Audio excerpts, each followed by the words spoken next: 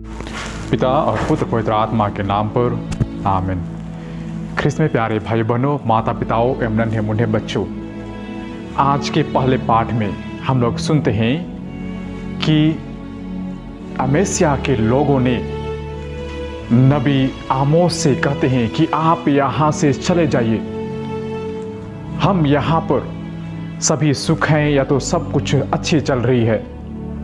जिसे हम कहते हैं हमारे भारत देश में कि हमारे यहाँ राम राज्य चल रहा है, हमें कोई तकलीफ नहीं है।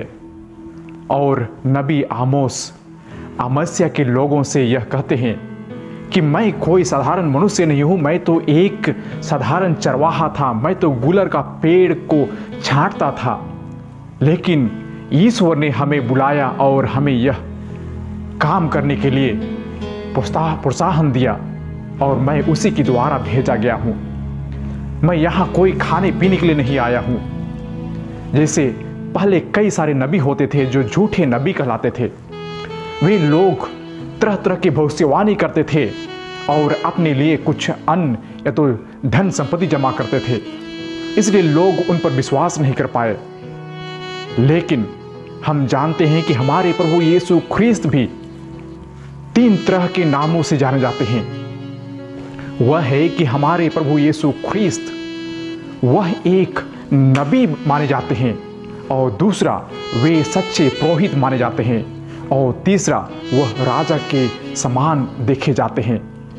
तो हमें भी अपने जीवन में जब हम बपतिस्मा ग्रहण करते हैं तो ये 3 चीज़ें हमारे जीवन में लागू होता है।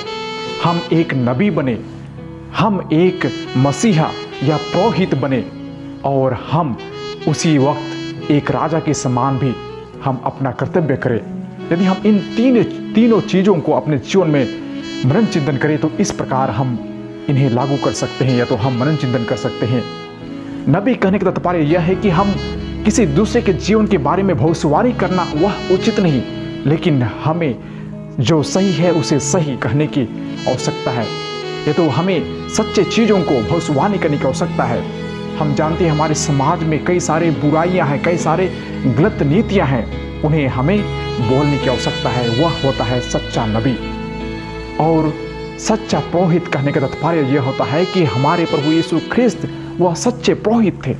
और सच्चे पुरोहित कहने का तात्पर्य यह है कि वह, जिसे हम अंग्रेजी में कहते हैं कि डिसेंडिंग एंड असेंडिंग, मतलब पुरोहित जो होता है वह लोगों को असेंडिंग मतलब लोगों को इस धरा से ईश्वर की ओर ऊपर ले जाना, मतलब जोड़ना, और डिसेंडिंग मतलब परमेश्वर को, ईश्वर को इस धरा पर लाना।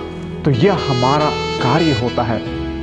तो वही पुरोहितों का या तो हम सभी सच्चे धर्म कार्यों का मतलब यह उद्देश्य या तो सच्चा धर्म की ओर ले जाना हमारा काम होता है। और ईसा मसीह, जैसे मैंने कहा कि वह एक सच्चा राजा के समान थे। राजा किसी का पक्षपात नहीं करता है, वह सबों को एक समान देखता है और सबों को प्यार करता है। और उसी प्रकार हम जानते हैं कि प्रभु यीशु ख्रिस्त राजा के समान सबको न्याय देता है। उसी प्रकार आज के सुसमाचार में हम सुनते हैं, जैसे हम सबों ने देखा था कि बुधवार के दिन यीशु मसीह 12 शिष्यों को बुलाते हैं और उन्हें अपने कार्य में भेजते हैं। और उसी चीज़ को जो गुरुवार के पाठों में हम सबों ने सुना, उसी चीज़ को आज रविवार के पाठों में भी दिया गया है। प्रभु यीशु ख्रिस्त सभी शिष्यों को बुलाते हैं और 2-2 करके सभी लोगों को अपने मिशन कार्य में भेजते हैं। और वे कहते हैं कि अपने साथ कुछ भी नहीं लिया करो। आप अपने साथ ना तो 2 कुर्ते लो और ना ही अपने साथ रुपया पैसा लो, लेकिन जहाँ कहीं भी जिस घर में भी जाओ, आप वहाँ जाते समय यह कहो कि इस घर को शांति की योग्य पाया जाता है, तो आपका शांति उस घर में प्रवेश करेगा, तो उस घर में रह जाएगा। लेकिन यदि लोग आपके शब्दों का मान्य मर्यादा ना करें और उन पर विश्वास ना करें, तो आप अपने पैरों के धूल झाड़कर आप वापस चले आओ। कहने का तात्पर्य यह है कि जब कभी भी हम किसी घर में जाते हैं तो हमारे साथ अच्छे वार्तालाप नहीं होता है, हमारे साथ कुछ बातें बढ़ जाती है, तो हम उसे अपने मन में बैठाकर हम दुखद पूर्ण रूप से अपने आप को दुख और तकलीफ से वापस ना आए, लेकिन हम उसे वहीं पर छोड़ दें। कहने का तात्पर्य यह है कि मैं याद करता हूँ, एक व्यक्ति था जो वह सच में अपने दोस्त के साथ सच्चा प्रेम करता था या तो प्यार करता था, और यह प्यार बहुत ही आगे बढ़ गया और वे बहुत ही अपने जीवन के लिए वे सोचने लगे।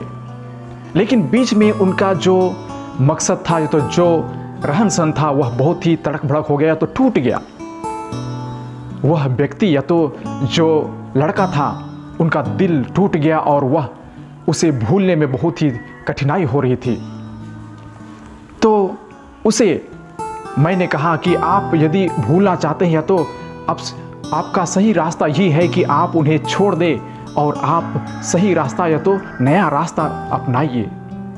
उसने कहा कि हाँ ज़रूर, यह हमारे लिए एक नई सीख है कि मैं उसे भूल जाऊं और नया रास्ता अपनाऊं।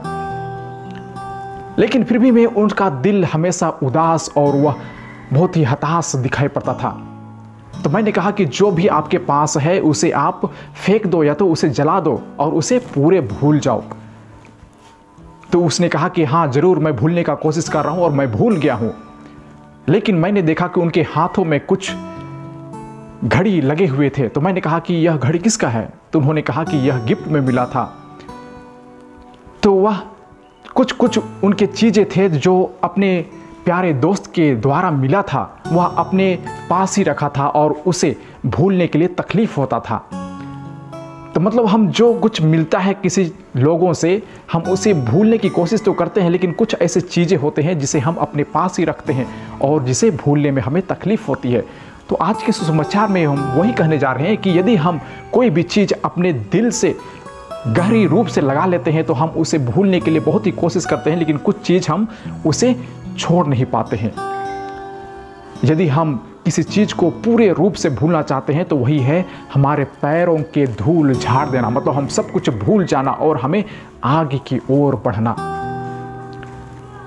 और वही है अंत में हम सुनते हैं कि यीशु के शिष्य लोगों के लिए प्रार्थना किए और तेल के द्वारा उनका मलन किए और सभी लोग चंगे हो गए।